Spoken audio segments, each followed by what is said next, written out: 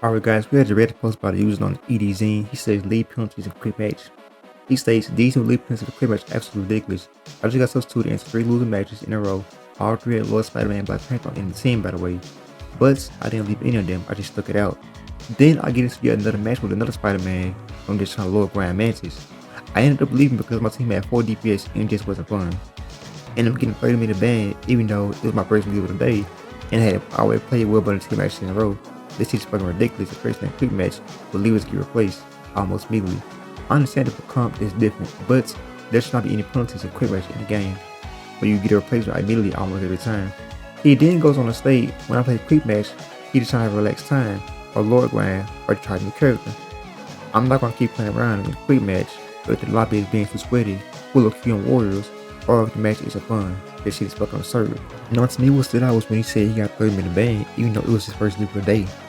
Now this is clearly a deal as well, because for the first offense, players get a warning, then the second offense get a 15-minute ban, then third offense get a 30-minute ban. Now I agree with the quick match changes, but I also don't agree. Sure, it's cool to see the deals are taken through this series, but sometimes players in quick match act stupid then leave the game, which can irritate someone. Now getting stuck with 4 DPS or facing the same broken QM warrior comps such as Spider-Man and Black Panther makes the match feel miserable. Forcing players to stay in those games doesn't make them healthier, and I also note he says leaders get replaced almost immediately. It's different from comp, but Ron League ruins the match for everyone. The whole point of quick match is to relax, practice, grind lords, or try new heroes. Now I can understand why devs might want a penalty system in place. If people constantly dodge and lead the game, the backfield pool gets messy and teammates can feel like they're always losing someone. Now, I'm not sure when they're gonna fix this bug because it's in matches where I lead the game and all I got was a warning and not 30-minute ban. Alright guys, we had a Reddit post about a user known as SR_GR. He says Doom will be released in December. He says, hear me out, we know the whole reason of the conflict is because Doom is beefing with 299 version of himself, putting in character with him. So what better way to celebrate the 1-year anniversary of the game than releasing the exterior character of the game? Now, maybe the Reddit user could be right and he could be wrong. Now me personally, I have no idea when he will come, but I'm guessing when he does come, I assume it will be around the time Avengers Doomsday comes out. I could be wrong. So far, all we've seen was him in the background making a portal that transfers players to the battlefield, and just by looking at him, you can tell that he would be a tank. If he's not a tank, then I'll be surprised. Also, something that's curious is will we get 299 Doom, or will we get the current version of him? Now, if he does come, it is likely we'll get the current version of him, and 299 Doom probably like a future skin and a future update. Because if you look at the other characters like Iron Man, Captain America, they have their main MCU skins as their original skins in the game.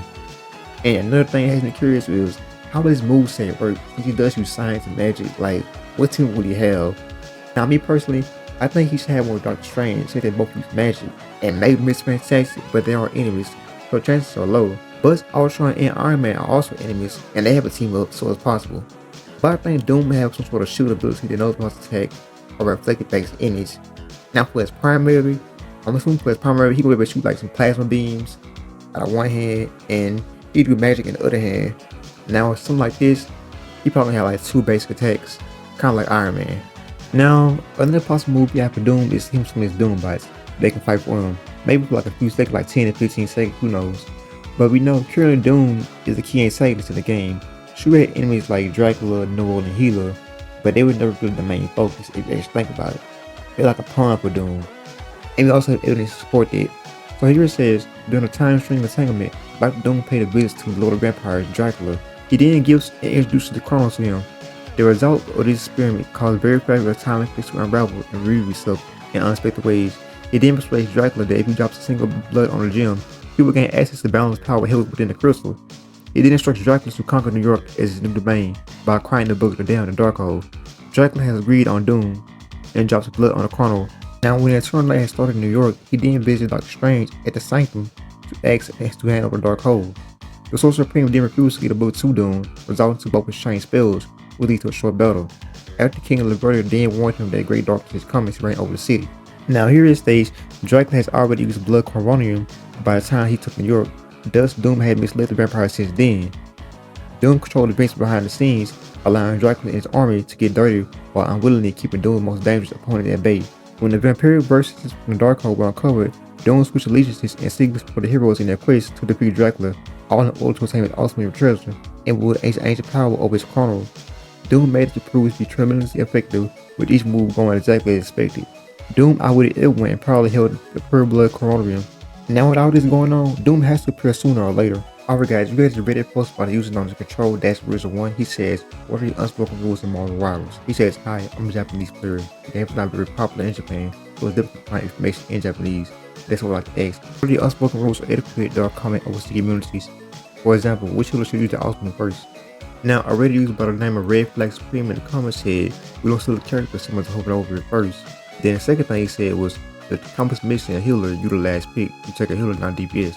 And for the third one, he says, if the comp only has one healer, that person has every right to control, and so the team takes a second support. And for the fourth one, he says, nobody should beat up Emma Frost. Now for the fifth one, he says, all Summer spine and double support come, but people are cowards. For the sixth one, he says, we don't harass or bully people for their picks before the match start. And for like crazy switch, if someone is struggling, it's okay. And for number 7, he says, they are always out first. And for the 8th one, he says, it's a whole team job to win and bring flying characters down, not his DPS. And for the 9th one, he says, when I'm Storm, you're playing Jeff, we combo no matter what.